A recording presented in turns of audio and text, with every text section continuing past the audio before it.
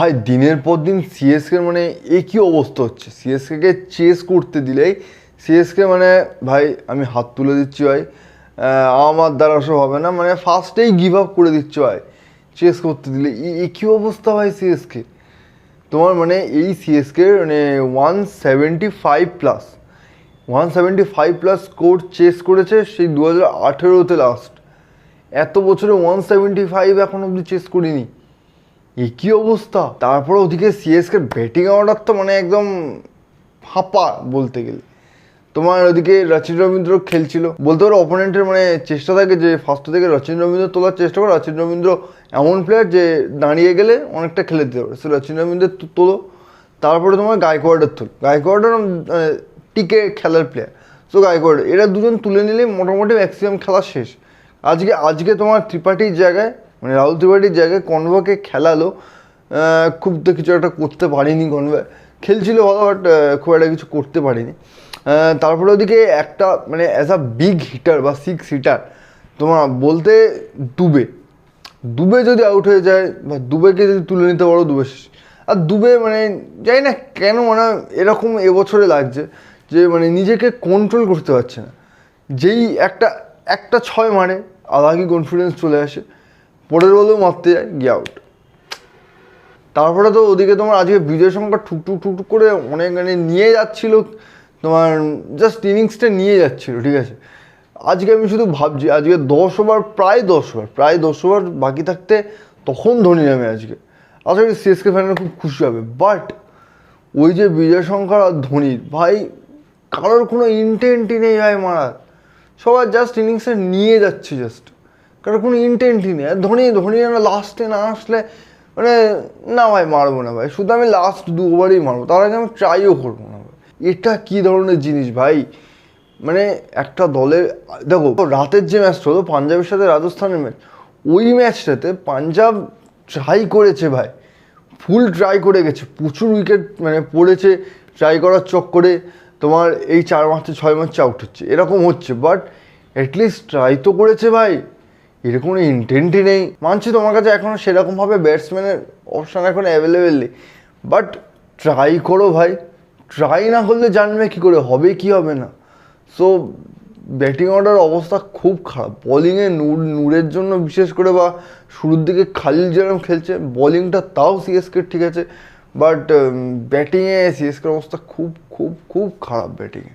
আর এই আইপিএলে এখনও অবধি দিল্লি একমাত্র টিম যাকে কেউ এখনও হারাতে পারেনি, ঠিক আছে। সো দিল্লি খেলেছেও ভালো, ব্যাটিং বলো বোলিং বলো খেলেছে ভালো। রাহুল একটা জিনিস, রাহুলের এই জিনিসটা মানে সবকটা টিমে এরকম প্লেয়ার থাকা উচিত ভাই।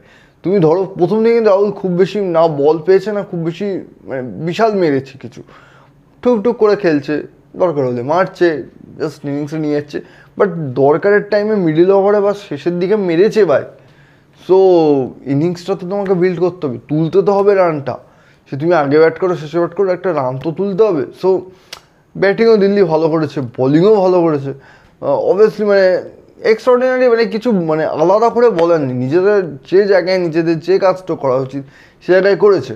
আর যদি রাতের ম্যাচটা নিয়ে আসি ভাই, এখানে সবচেয়ে তো হাইলাইটেড পয়েন্ট যেটা বলতে হয়, যখন রাজস্থান ব্যাটিং করছিল তখন অবধি আর্চার ঘুমাচ্ছিল, শরীর খারাপ হোক বা যাই হয়তো নর্মাল এমনি যাই ঘুমাচ্ছিল, তোমার একদম তোয়ালে ফলে একদম গায়ে দিয়ে ঘুমাচ্ছিল। আসলো এসে আর্চার মানে সেই জন্য 2019-20 আর্চার ফিরে এসছে ভাই রে ভাই, কি ভয়ঙ্কর বোলিং ভাই আর্চারে। এটা ভাই ভাল লাগলো ভাই, লিটলি আর্চার এরকম প্লেয়ার ভাই।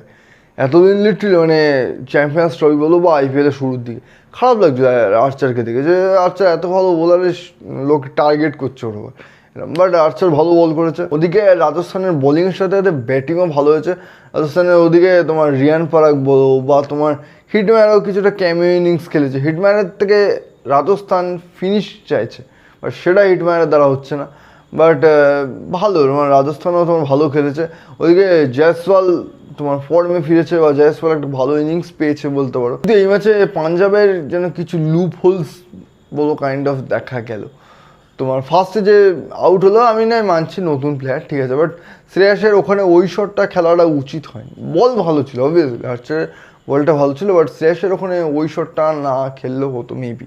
সো তারপরে একটা মানে ভালো নিউজ যেটা বলতে হয় সেটা হলো তোমার ভালো কিন্তু মানে ফর্মে ফিরেছে বা ভালো ইনিংস খেলে দিয়ে গেছে কিন্তু ম্যাক্সওয়েল। সো ম্যাক্সওয়েল কিন্তু টাচে এসছে, এটা কিন্তু একটা ওদিকে স্টোনিসও খুব একটা কিছু করতে পারেনি। ওদিকে নেহাল বাদেরা ভাই লেভেলের খেলেছে ভাই, দারুণ খেলেছে ছেলেটা।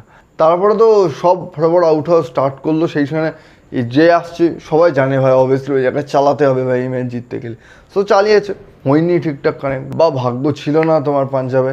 সো সব আসছে যাচ্ছে এই করে আউট হলো। বাট এই জিনিসটায় যে অ্যাটলিস্ট জেতার জন্য ইন্টেন্ট আছে তোমার, সে মানে হাজার লোয়ার অর্ডারের ব্যাটসম্যান এসে চালাচ্ছে ভাই, এটাই তোমার অভাব সিএসকের মধ্যে ভাই। কারো ইন্টেন্ট নেই খেলার, জানি না কী অবস্থা। একটা মুম্বাই একটা জিনিস বোঝা যায় যে যতই হোক হার্দিকে মানে এদের নিজেদের মধ্যে সম্পর্ক ভালো থাকতে পারে, এবার হার্দিক ওই যে মানে বাইরে থেকে রং করে এনে টিমে গুপ করে ক্যাপ্টেন বানিয়ে দাও, এই জিনিসটার জন্য টিমের একটা তো মানে ওই ভালো যে বন্ড ওই জিনিসটা তো নেই। ওইটা একটা ছোট্ট এফেক্ট, ছোটো না মানে একটা ভেতরে ভেতরে একটা এফেক্ট পড়েছে বোঝা যায়। বাট সিএসকের কী সমস্যা আমি জানি না। সিএসকের ও দেখি জাডেজাও এখন ব্যাটিংটা বিশেষ করে গা ছাড়া খেলা খেলে, ধোনিও তোমার এসে শুধু দাঁড়িয়ে থাকে, মানে কী চলছে ওরা নিজেরাই জানে। যাই হোক তোমার এই ছিল তোমার দিল্লি এখনও অবধি একটা ম্যাচও হারেনি। ওদিকে সিএসকে পরপর 3টে ম্যাচ হারলো, পাঞ্জাব এদিকে প্রথম ম্যাচ হারলো, আর রাজস্থান একটু ভালো খেললো আজকে, ঠিক আছে। সো চলো পয়েন্টস টেবিল হেভি চলছে। তো আজকের ভিডিও এই পর্যন্তই, ঠিক আছে। আর আমি এরকম ম্যাচ নিয়ে ভিডিও আমি দিতে থাকি, ঠিক আছে, অনেক ইনফরমেশন শেয়ার করি তোমাদের সাথে। সো সেই জন্য সাবস্ক্রাইবটা কিন্তু ইম্পর্টেন্ট, ঠিক আছে। সো তোমরা ফটাফট সাবস্ক্রাইবটা করে দাও, ঠিক আছে। তো আজকের মতো এখানেই, বাই, দেখা হচ্ছে নেক্সট ভিডিওতে।